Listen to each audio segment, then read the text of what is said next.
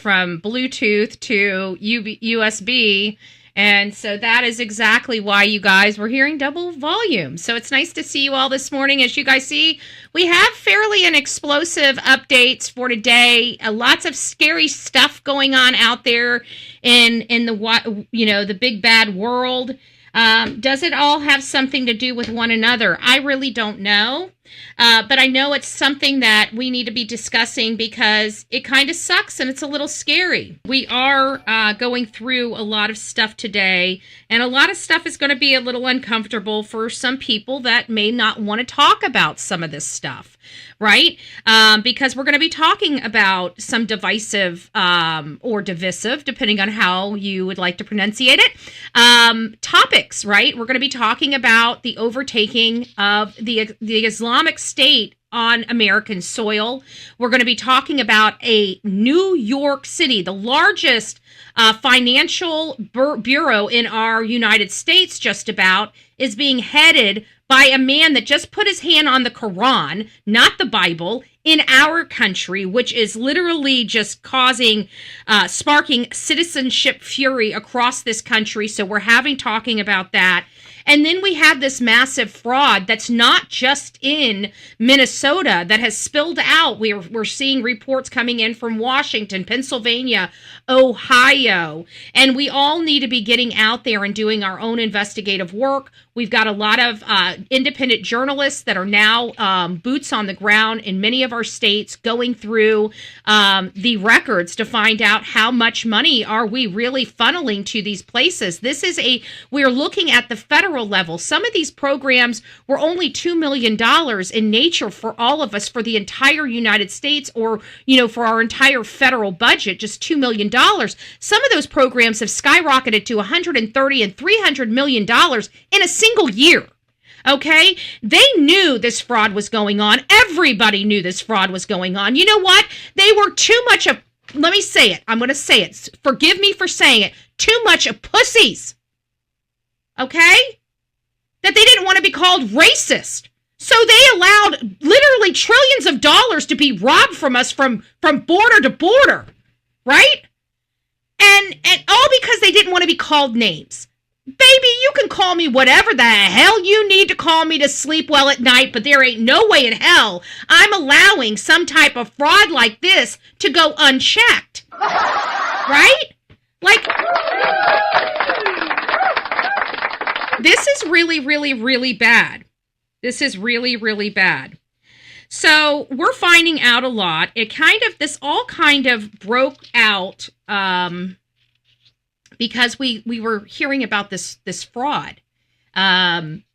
President Trump kind of brought on a national stage this $250 million feeding our children fraud in Minnesota. I don't think any of us realized that was literally only the tip of the iceberg. Like, this is so widespread that this is billions of dollars per state at this point, the way I'm looking at it. We're already up to $18 billion in the state of Minnesota, and we still haven't even gone through the Medicaid, other avenues of Medicaid, such as the ALFs, the assisted living facilities, the adult daycares.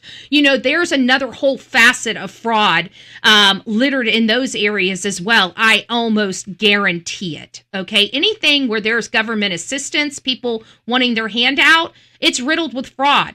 And what's upsetting to me is that we're paying people to handle this money instead of giving it to the people that need it the most. And again, when we broke down yesterday the fraud in Minnesota, we broke it down by person. They have about 5.8 million people in the state of Minnesota, according to their census of 2024.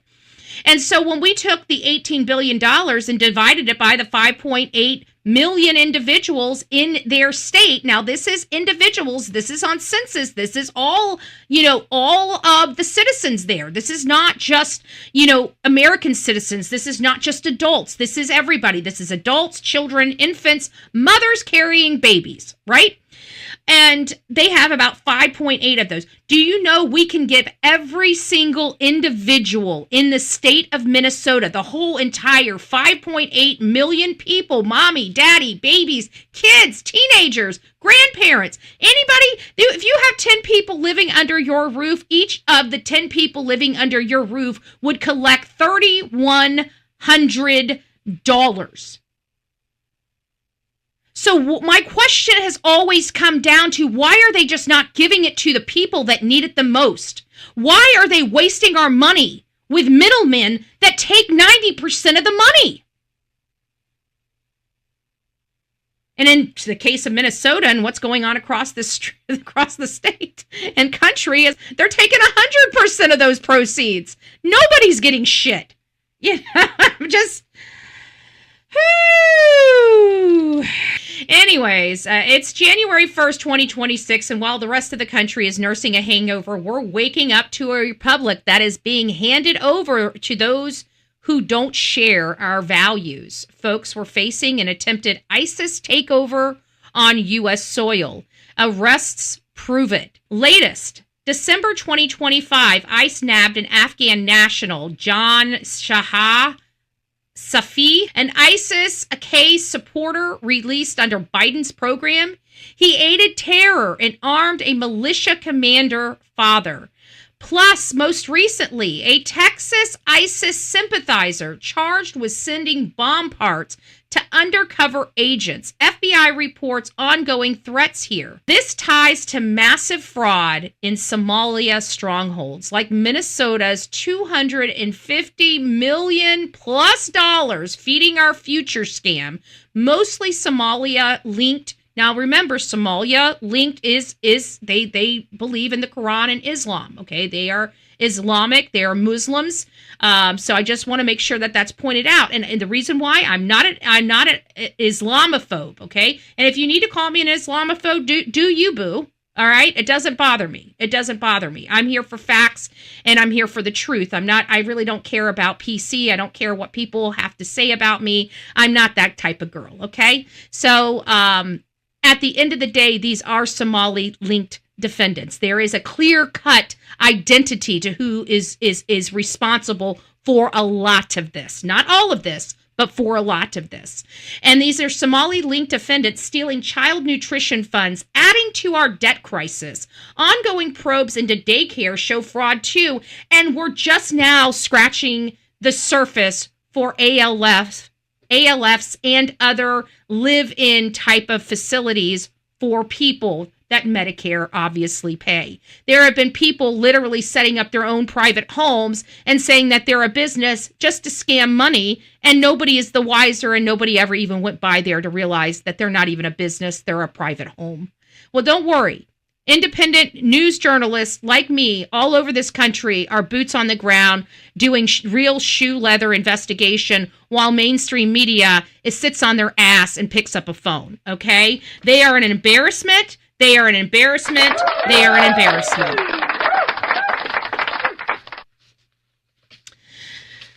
It is unacceptable for non-citizens. It is my take. My solution is go home. Okay? If you are not an American, you should not be holding political office in America. If you are not American, you should not be here if you are not a citizen. If you can't come here the right way, it's time for you to leave. I know that rubs a lot of people the wrong way, and unfortunately, that's not my problem. You know what my problem is? Our debt crisis. You know what my problem is? The crisis that we have where people are coming over here from other countries and think that we are just ripe, that we can just be defrauded while they live in mansions and we struggle to pay for those mansions. We as American citizens, I can say right now, are done with this dynamic. Something has got to go on. And we're saying, if you do not belong here and you are not a citizen, it's time to go home. No non-American in political office swearing on a Quran erodes our Judeo-Christian foundation. And whether you like it or not, whether you're an atheist or not, I don't care. You have a right to believe what you want to believe. However, we are a God-fearing nation. And although you may not like it, that is our founding. That is our founding. Okay? That is our founding. So, quite frankly, It is very difficult for me to believe that we are not in a potential takeover, but we have people sympathizing with ISIS. We have people over here robbing us blind and sending it back to militia. And we have representatives that aren't even citizens in our country. Again, not even citizens in our country, or have just recently came to our country and are now taking over our biggest financial institutions? Our biggest financial institutions? Like New York City? That man has been a citizen since 2018. But at the end of the day, this does tie back to the Somali link stealing in our debt crisis and ongoing probe. It is unacceptable for non-citizens to be taking political office. The Quran erodes Judeo-Christian values. It does not belong in civilized civilizations. The Quran is for the Middle East. The Quran is for people that want to slaughter each other. Okay? It is not for America. It is not for the UK. It is not for Britain. Okay? It is a Middle East. If they want to go and blow each other up, they can do that. But it needs to stay away from the country. Secure our borders, America first. This infiltration is bankrupting and endangering all of us. Last night, in the dark of night, Zurhan Mandani was sworn in as the 112th mayor of New York City.